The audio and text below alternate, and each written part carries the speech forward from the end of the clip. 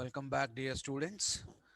In the last session, we have done with Hartley oscillator, derivation for frequency of oscillations and condition of oscillations. So for condition of oscillations, we have derived for HFE. For frequency of oscillations, we have derived for frequency of oscillations F. Okay.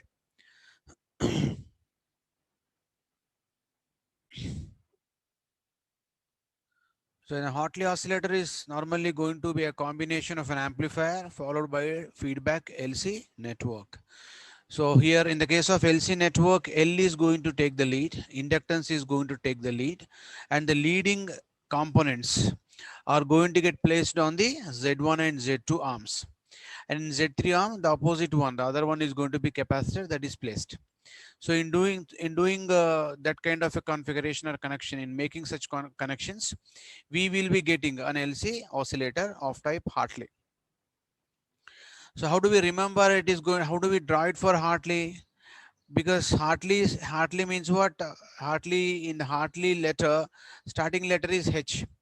H is nothing but Henry, because the game is only between inductor and capacitor. So the unit for inductor is Henry. The unit for capacitor is Farad. So Henry is H, this is also H. So you can remember like that. So H is going to take the lead, therefore inductor is going to take the lead. So like that, you can just remember that Z1 and Z2 will be inductances, and obviously other arm is going to be the capacitor. So like that we have remembered the basic circuit diagram and oscillator, and this is going to be simply a CE amplifier which is drawn by considering the voltage divider bias. So this is nothing but a voltage divider bias network where R1 R2 are known as the biasing resistors, RE is going to be the stabilization resistor, CE is going to be the bypass capacitor, and CB, CC are known as the coupling capacitors.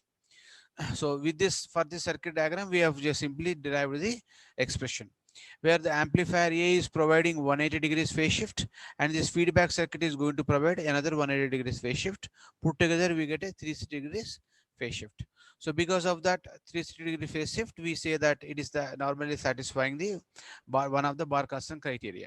Okay, so just by substituting for substituting for the Barkhasan criteria, we derive the expressions for the condition of oscillations and frequency of oscillations. If you equate imaginary part equal to 0, the generalized equation, what is so important is that the generalized equation, see, we have derived generalized equation, that is the key. So once you get this equation, simply you replace Z1 and Z2 with the respective components. That's all. Automatically you're normally going to get. So once you get a equation for a particular oscillator, we equated imaginary part to 0 to get frequency of oscillations. We equated real part of this expression made equal to 0 to get the condition of oscillations. Exactly similar to that, what we do now, we go with the Colpitt's oscillator. Now what is the difference in the case of Colpitt's oscillator?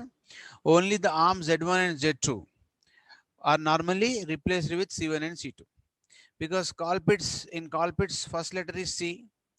C means what? It is capacitor. So we can just remember them. Remember it going to be like a capacitor. It is just a methodology, just a analogy that I am giving you how to remember. It is not that compulsion that you should keep it like that. Only to remember this, I am telling you this. So Colpitt's means Z1 and Z2 becomes capacitors, capacitive components, and other one obviously going to be the inductive component. So only the feedback circuit will be different. All the rest of the circuit is going to be same except the feedback circuit when you go with the Colpitt's oscillator. Now here Z1 is capacitor, Z2 is capacitor, Z3 is inductor. So therefore Z1 I can write as equal to 1 by j omega C1, Z2 I can write as 1 by j omega C2, Z3 is equal to j omega L. And we substitute these three in the equation to which we have derived in the previous class. This is the equation number 2. So I tell you that it is better to remember this equation, mug up this equation. So Z1, Z2 plus Z1, Z3 plus HIE into Z1 plus Z2 plus Z3 plus HFE into Z1, Z2. So that is the equation you can remember, and substitute the values for Z1, Z2 and Z3. Okay. So once we substitute the values here for that thing and solving the equation. So after substituting and solving, see here, I'm just written the equation directly. So you please do it by yourself. So once after you do it by yourself, you are supposed to get the same equation. The equation that you are supposed to get is going to be this: minus HFE by omega square C1 C2 plus L by C1, all this equation, J into HI into this part. So after solving the equation, you normally going to get such a equation which is a combination of real part and the imaginary part. Now, story remains same. To get frequency of oscillations, we equate imaginary part to 0. That means this J into HIA into this entire this stuff is made equal to 0. So therefore HIE goes 0, obviously. Then next, from this equation, what I can just simply get over here, I can be solved by solving this equation. I'll be getting as omega square is equal to 1 by C into L, where C can be written as equal to C equivalent. That is 1 by C equivalent is can be written as equal to 1 by C1 plus 1 by C2. So therefore F, what is going to be F is equal to now? F is equal to 1 by 2 pi under root of L into C. So that is a generalized equation for the LC oscillators. The frequency of oscillations equation for LC oscillators is going to be what? 1 by 2 pi under root LC. Same equation we got in the case of Hartley as well as in the case of Colpitts. Only difference is in the case of Hartley, this in the L is replaced with L equivalent. In the case of Colpitts oscillator, C is replaced with C equivalent. Okay, so that means where 1 by C equivalent can be written as equal to 1 by C1 plus 1 by C2. So this is the equation for frequency of oscillations. Then condition of oscillations of Colpitts oscillator, we can write as equal real part is made equal to 0. That means this real part is made equal to 0. After I make real part equal to 0, then I get by solving this equation what I'll be getting here, this is 1 by omega square C2 is there here, 1 by omega C2 is also there over here. So therefore these two parts I can take onto the right hand side and I'll be getting a positive. This negative is converted to positive. When I take this 1 by omega square, 1 whole by omega square C2 take as common. So I can write this as 1 plus HFE is equal to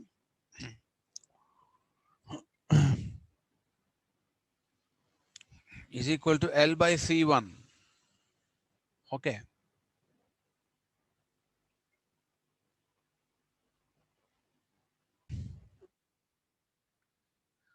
So after we take this onto the right hand side, here I got C1 on the denominator, here I got C1 on the denominator. So these two will get cancelled and I'll be getting this equation as something like is equal to L. So omega square, so this omega square C2 into L I can cross multiply. I can write this as 1 plus HFE. So once after I write this, what is that I'm going to get here as something like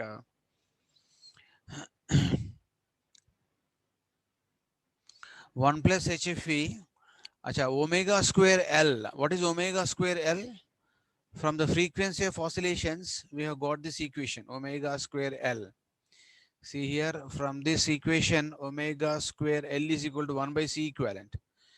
This L, if I take onto the, by cross multiplying onto the LHS side, I can write omega square L is equal to 1 by C equivalent. So this equation, what I can write, substitute here as C equivalent is nothing but 1 by C1 plus 1 by C2. So therefore, I can take LCM here by doing it C1 C2 C1 by C1 plus C2 by C1 C2 into C2 is equal to 1 by HFE. So C2 C2 will get cancelled and I can write here as something like C1 plus C2 by C1 is equal to 1 by HFE. So if I take C1, if I separate out these two ratios, I can write this as 1 plus C2 by C1 is equal to 1 plus HFE. So finally I can write HFE is equal to C2 by C1. So this is the condition of oscillations to produce the AC signal for the Colpitts oscillator. So this is the equation for Colpitts oscillator. Now you can observe very easily that the equation is going to be pretty easy once if you know the generalized equation of the LC oscillator. Now this is the generalized equation for LC oscillator. So therefore, you can remember this equation as Z1, Z2 plus Z1, Z3 plus HFE into Z1, Z2 plus HIE into Z1 plus Z2 plus Z3 as a generalized form of the LC oscillator equation. So using this equation only, we are normally going to solve the condition of oscillations and frequency of oscillations. Okay. So same procedure we have repeated for Hartley oscillator as well as for the Colpitts oscillator. These two we have in the syllabus, so that's why we have covered these two oscillators in the syllabus. Okay. So this is what regarding the LC type of the oscillators.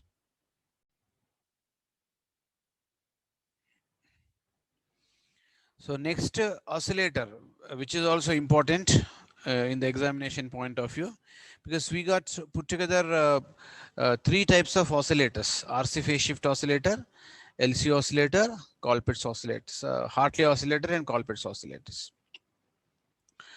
So Hartley and Colpitts comes under LC oscillators. In the case of RC phase shift oscillator, we'll be having a BJT version and FET version. Okay, both are same. If you know one derivation for one type of amplifier, same derivation is repeated for the other type of the amplifier, such as FET. So here, first of all, I'll go with BJT type of the amplifier. So RC phase shift oscillator can be explained using a high pass network or a low pass network connected in the feedback circuit. So in the feedback circuit, we replace with a high pass RC network or low pass RC network. Therefore, it is called as RC phase shift oscillator. We call it as RC phase shift oscillators. So in this slide, we'll be covering with the RC phase shift oscillator using high pass network. You can use high pass or low pass. The effect is going to be same. Anyway, but I'm using a high pass network. So we can analyze the operation of RC phase shift oscillator using either one of the transistors as BJT and FET, BJT, FET or operational amplifier, op-amp, with minor changes in the feedback network as explained below. So the analysis remains same for BJT and FET amplifiers. That means the amplifier that you're going to use it here may be a BJT or it may be a FET type of the amplifier circuit. Okay. So here I'm using a BJT network. RC phase shift oscillator is normally used for low frequency applications. So therefore here I'm going to use a radio frequency coil, RFC coil here, which is whose resistance can be taken as equal to load resistance as well as RC. So the other circuit is going to be same: R1, R2 biasing resistors, RE stabilizing resistor, CE bypass capacitor. And next, what is the feedback network I had? We got a ladder of a high pass network, RC high pass circuits. So capacitor followed by resistor, output is taken on resistor, means what? It is a high pass circuit. So such ladders are connected three, one after the other. So that each and every, that means this, anyway, this is CE amplifier provides 180 degrees phase shift. So how much this entire beta network should provide, feedback network should provide 180 degrees. So how many RCs combinations we have? 3 RC combinations. That means 180 by 3 you're going to have. So 180 by 3 is going to be 60. So that means each RC network is going to provide or should provide 60 degrees phase shift. So 60 plus 60 plus 60 becomes 180 degrees phase shift. So 180 plus 180 is going to be 360 degrees for the overall circuit or a network. Okay. Now, we'll be taking the, because same number of components are used. See, CR, CR, CR. Now the last number, last component I am using R3 intentionally. Why? Because the effective resistance, that means the complete resistance or effective resistance from output to the input of the amplifier should be equal to R in order to get the oscillations. So therefore, we take this, R3 is equal to, we take this as R3 instead of R, so that R3 I can write as equal to R minus HI. R3 is chosen. Now choosing of R3 is a typical thing, because you have to choose it something like it should be equal to R minus HIE. R already known to us, R minus HIE will be known to us. So the value of R3 should be R minus HIE. Like that, you have to choose this particular R3 value. Now, the procedure is same. What is the procedure? We have to use the Barkhasan criteria. So what is the Barkhasan criteria to produce sustained oscillations? Mod A beta. Mod A beta is equal to 1. And the total loop gain should be equal to 360 degrees or 0 degrees. So here amplifier A is going to produce 180 degrees phase shift, and remaining 180 phase shift is provided by the beta network. The feedback network comprises of high pass RC ladder that just now I explained, each sharing a phase shift of 60 degrees, because 180 by 3 is 60, thus producing a phase shift of 180 degrees. Now the last resistor, this is important. The last resistor in the ladder is taken as a R3 is equal to R minus HI, which is connected in series with the input of the amplifier. That means it is going to be a series mixing. It's going to be a series mixing type of the network. Okay, so it is series mixing, and the output is also going to be, voltage sampling. So this is also a case of voltage series feedback connection type. Now, anyway, we are not bothering about the topology here. We are deriving the equation here. So thus, becoming the effective resistance, R3 becomes equal to R minus HIE plus, this is HIE here, plus HIE. So HIE, they get cancelled out each other. So therefore, the effective resistance at the output side, from output to the input of the amplifier, should be equal to R only. That is why we made all this, such that R3 becomes equal to R, as we have shown in this particular figure. Now the issue is here is that R3 should be chosen such that it should be equal to R minus HI. That's it. That's the important point. After that, automatically you're going to get the frequency of oscillations. So this is what the circuit we have. Okay, feedback circuit. Now, next point is that the output side of the amplifier, I've just put a current source, because the amplifier transistor is basically a current dependent current source.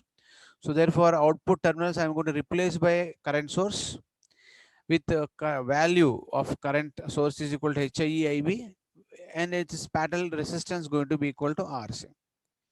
Rest of circuit is going to be same. Now, how do we solve this? Now, the entire derivation part is going to take around 30 minutes for us. So therefore, I just want to stop here with this particular block diagram. Okay, I'll explain this first of all, then I stop here. Now, in this circuit, this part is going to be the amplifier part, and this part is going to be the feedback part. Okay, that means output of the amplifier is connected to the input of feedback circuit. That means capacitor resistor combination ladder is there. No, this is the feedback circuit. So output of amplifier is given to the input of the feedback circuit.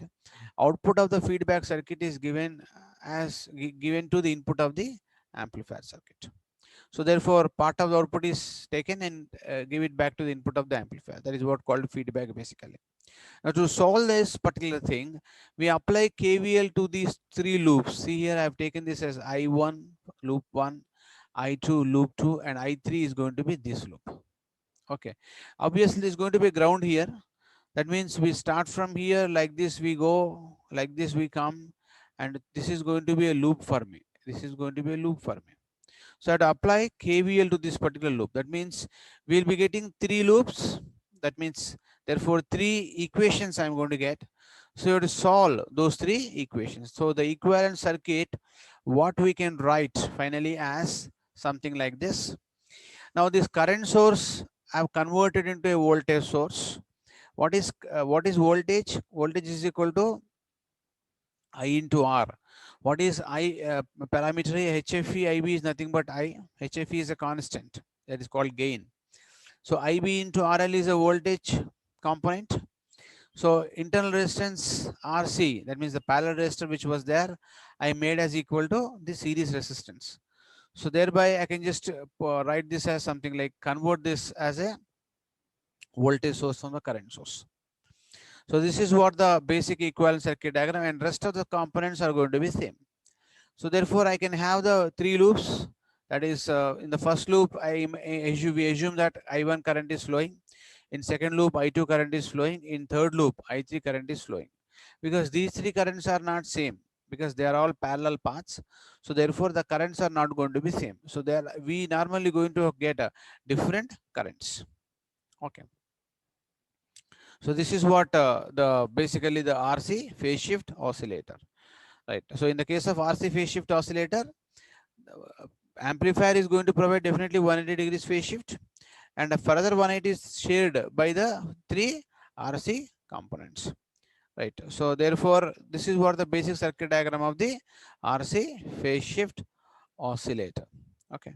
So oscillators are normally meant to use, oscillators are normally been used for